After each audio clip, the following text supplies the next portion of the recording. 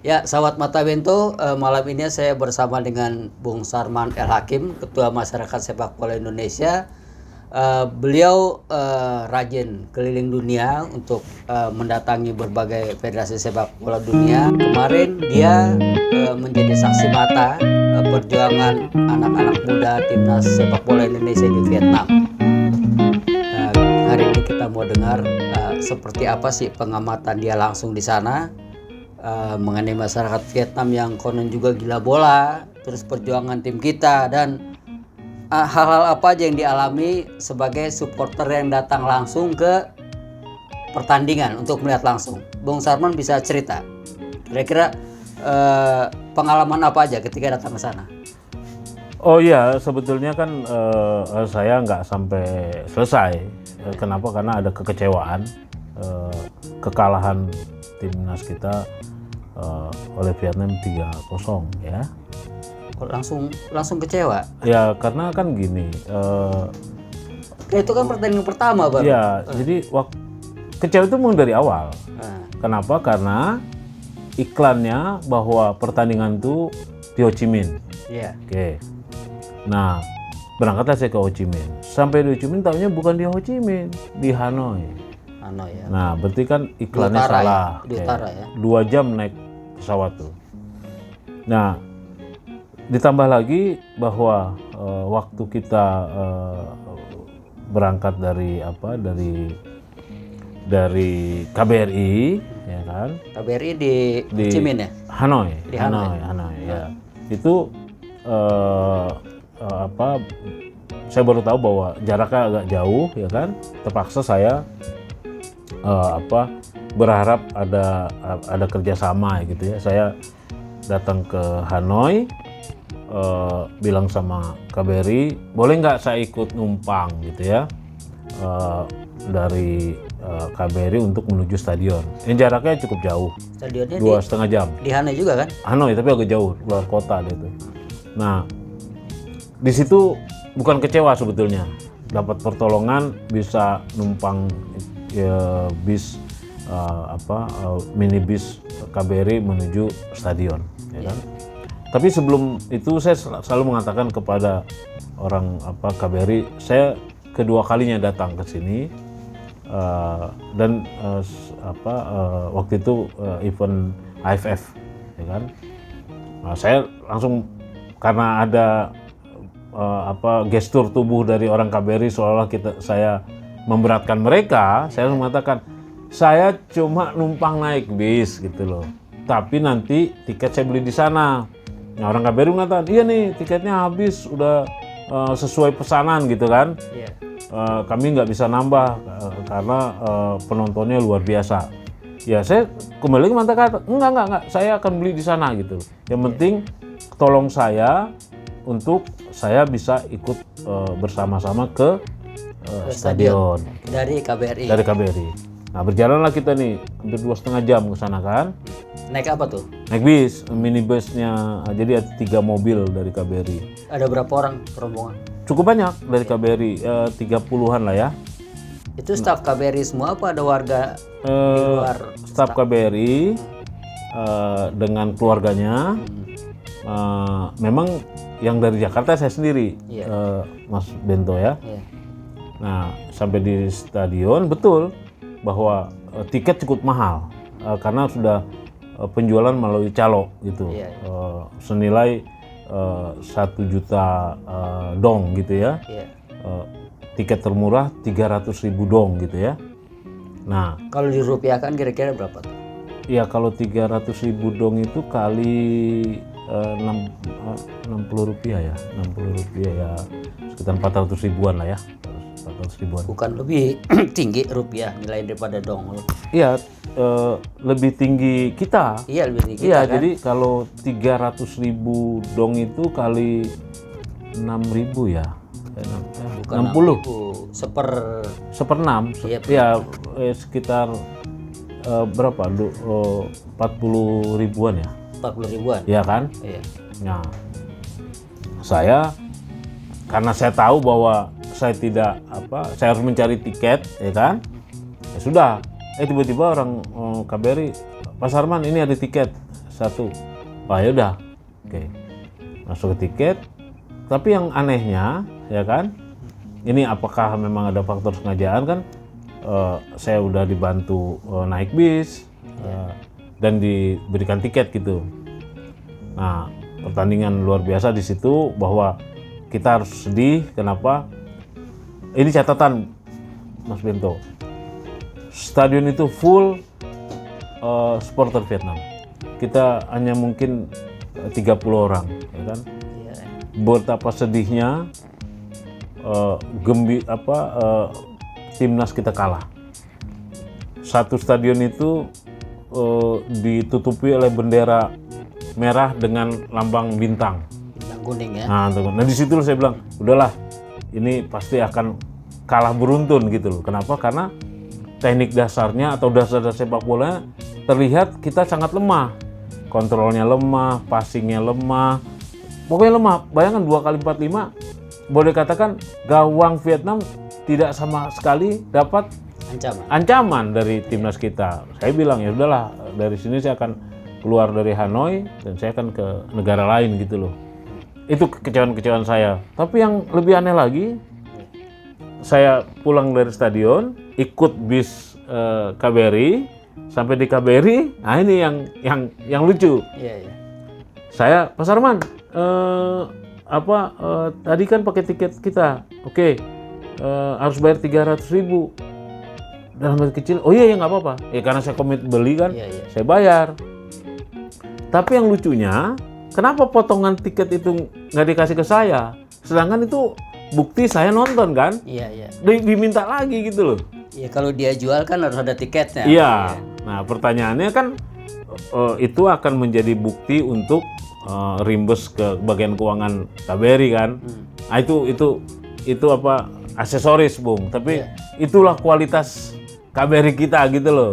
Harusnya kalau dia beri tiket ya kan, potongan bukti itu kan dikembalikan ke saya. Itu Bung. Jadi dan memang saya kalau ke luar negeri gitu datang ke KBRI, sepertinya orang KBRI merasakan bahwa akan merepotkan mereka gitu loh. Coba bayangkan, jam 12 malam saya di depan KBRI, tidak ada satupun orang KBRI menawarkan saya tinggal di mana. Paling nggak menanyakan. Iya. Seperti mereka ya sudah, ya itu memang saya udah paham itu resiko saya, tapi kan minimal ya kan budaya timur gitu ya.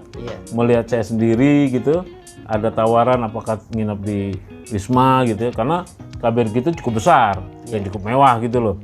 Nah, akhirnya yang menawarkan adalah supir dari Pak Dubes kita, dan kebetulan namanya Fajar, pemain bola di waktu dia tinggal di Indonesia gitu.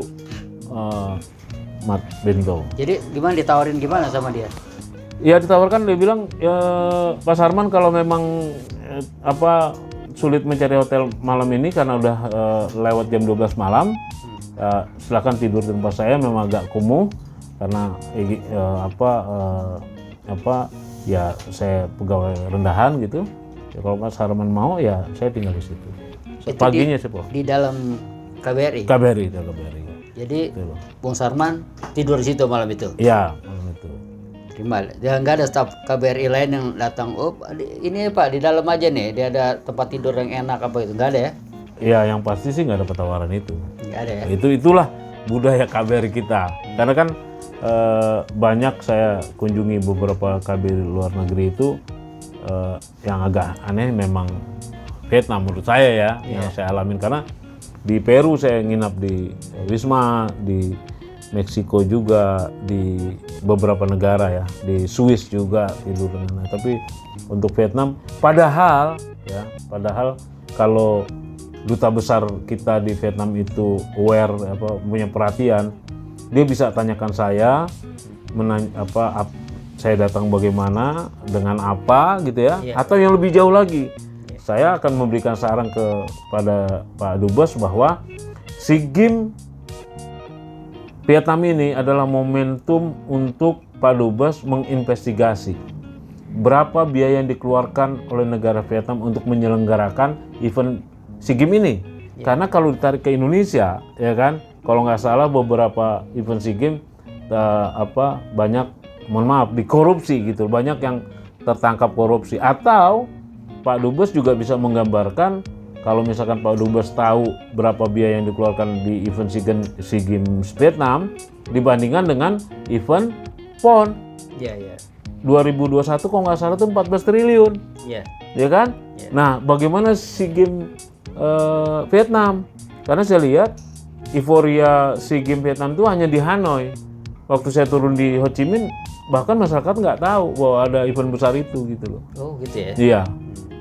Jadi kan ini suatu pelajaran atau suatu informasi yang baik buat negara kita kalau Pak Dubes bisa memanfaatkan itu gitu loh. Ya, karena kan nanti kita akan kebagian lagi tuh SEA Games gitu loh. Iya. Gitu, Bung. Jadi janganlah membuang biaya besar kalau bisa efisien buat apa gitu loh. Euforia SEA Games di Vietnam nggak terasa kok, saya lihat. Nggak terasa seperti negara kita kalau menyelenggarakan event SEA Games, bahkan seperti Asian Games kemarin kan. Iya. Gitu. Oke, ini terakhir Bung Sarman ya. Kalau saya orang Indonesia ya, mau datang seperti ke SEA Games kemarin, saya tiba-tiba ujuk-ujuk lah dari Jakarta terbang ke Vietnam. Kira-kira tip apa yang Bung Sarman bisa berikan supaya saya kalau datang ke sana nggak bingung gitu, nggak pelangap-pelongo, nggak bingung, nggak sulit nyari penginapan, terus mau datang ke venue juga gampang gitu ya. Terus bagaimana saya harus berkoordinasi dengan KBRI? Saran Bung Sarman ya, terakhir ya. Ya, saya lupa, Bung. Yang lebih menarik adalah saya Jakarta, Ho Chi Minh itu transit di Kuala Lumpur. Ya. Petugas imigrasi Kuala Lumpur ya meminta kita visa ke Vietnam. Visa? Iya. Kan ASEAN Dan ada beberapa penumpang yang di stop oleh petugas mereka untuk meminta visa. Ini saya katakan, kita untuk ke ASEAN. Vietnam, ASEAN itu Tanpa free. visa kan? Iya. Nah itu masih ada. Dan itu selalu Malaysia saya dapetin gitu loh ya. Habis itu saya ke Manila, Filipina. Iya. Itu lebih dahsyat lagi. Filipina minta Anda harus menjelaskan ya hotel di mana, berapa hari tinggal di Filipina, ya kan? Iya, iya. Kita didiskriminasi. Jadi pengetahuan imigrasi Manila, Kuala Lumpur, Malaysia itu nggak tahu bahwa kita ini ya bebas visa dan boleh kapan saja gitu loh. Nggak perlu beli return tiket. Iya, Ini yang menarik. Ini perlu juga diketahui pemerintah bahwa bangsa kita ini kalau keluar negeri ini sangat diremehkan. Kita dikhawatirkan mencari pekerjaan di sana atau tinggal di sana gitu loh. Sedangkan kalau orang asing ke negara kita untuk kawasan Asia Tenggara, Bebas. imigrasinya nggak meminta return tiket, nggak meminta di mana hotel dia tinggal gitu loh. Iya, Ini penting ini gitu loh. Jadi itu kesulitan, bukan kesulitan ya. Ini perlu informasi kepada masyarakat, terutama ke imigrasi Indonesia, imigrasi Kuala Lumpur, Manila atau Filipina gitu. Saya nggak tahu apakah saya pernah ke Thailand, saya pernah ke Myanmar gitu ya. Itu fine-fine aja bahwa mereka ngerti bahwa untuk kawasan Asia bebas visa, tidak perlu membooking atau membeli return tiket. Iya, iya. Gitu. Itu yang perlu diketahui oleh masyarakat. Jadi imigrasi kita harus menyampaikan berita ini supaya tidak terjadi diskriminasi. Iya. Gitu loh terhadap warga Indonesia untuk pergi bisnis atau wisata ke anggota keluarganya sendiri, yaitu namanya Asia Tenggara. Kira-kira persoalan itu apa? Imigrasi kita nggak menjelaskan juga apa di sana? Kerjasamanya kurang bagus atau gimana gitu? Ya itu. Dan tambah lagi aneh di Malaysia ini ya ada penawaran swab dan antigen. Nah, saya masuk Kuala Lumpur itu harus di swab lagi, membayar 130 ringgit. Dan itu juga diskriminasi menurut saya. Saya katakan, saya sudah 2 kali vaksin gitu loh, dan ini sertifikatnya. Dia bilang nggak berlaku karena nanti Anda akan ditanyakan di Manila gitu loh. Iya. Bagi saya nggak ada masalah gitu loh. Tapi perlakuan orang counter imigrasi atau pesawat itu betul-betul tidak memahami atau tidak mengetahui bahwa kita bebas visa, habis itu vaksin kita vaksin internasional gitu loh ya. Iya. Bahkan dia meminta insuran yang totalnya 36.000 US. Waduh. Jadi ini mohon maaf ya, kita nih kalau keluar negeri masih dianggap keluar dari Indonesia untuk mencari pekerjaan. Ini sangat miris gitu loh. Iya. Kalau saya merasakan saya berangkat ke Eropa itu equal, perlakuannya equal gitu loh. Tapi kawasan Asia Tenggara ini terhadap bangsa kita rendah sekali, Bu. Kasihan ya orang Indonesia ya. Padahal kalau kita lihat nih, saya turun di Manila, kita siap-siap ditipu oleh supir taksinya. Iya. Kita turun di Ho Chi Minh juga siap-siap ditipu oleh supir taksinya. Di Hanoi pun seperti itu. Tapi kalau mereka wisatawan datang entah Vietnam, entah Malaysia, entah Filipina, mereka 100% tidak akan ditipu oleh supir taksinya. Iya. Itu yang terjadi. Jadi kita bangsa ini rendah sekali tuh. Padahal jauh kita lebih baik dari mau dibandingkan tingkat ekonomi dengan saya datang ke Davao juga gitu ya, kumuh gitu yang kurang baik gitu ya. Tapi bangsa mereka bangga gitu loh. Imigrasi Manila bilang sama saya, ini negara saya katanya. Iya. Saya bilang, emang ada apa dengan negara Anda? Saya cukup untuk persyaratan masuk ke negeri Anda. Nggak ada hubungannya, saya bilang. Gitu. Oke, Bung Sarman. Ya. Ya, menarik sekali ya apa yang Anda sampaikan itu. Artinya ini mungkin buat orang Indonesia yang mau keluar negeri, khususnya di negara ASEAN, justru kita harus siap-siap untuk diperlakukan tidak diskriminasi, menyenangkan. tidak menyenangkan. Ya. Walaupun saya ya berapa kali ke negara ASEAN, saya kalau Malaysia, Kamboja saya nggak mengalami masalah apa-apa ya, saya pernah ke sana gitu. Mudah-mudahan ini kedepannya akan jadi lebih baik semua supaya kita pergerakan masyarakat juga menjadi lebih lancar. Oke, sahabat Mata Bento, itu pembicaraan saya dengan Bung Sarman El Hakim, Ketua Masyarakat Sepak Bola Indonesia. Terima kasih Bung Sarman. Sama-sama. Nanti kita akan bicara lagi dengan topik yang lebih menarik. Bravo sepak bola. Bravo.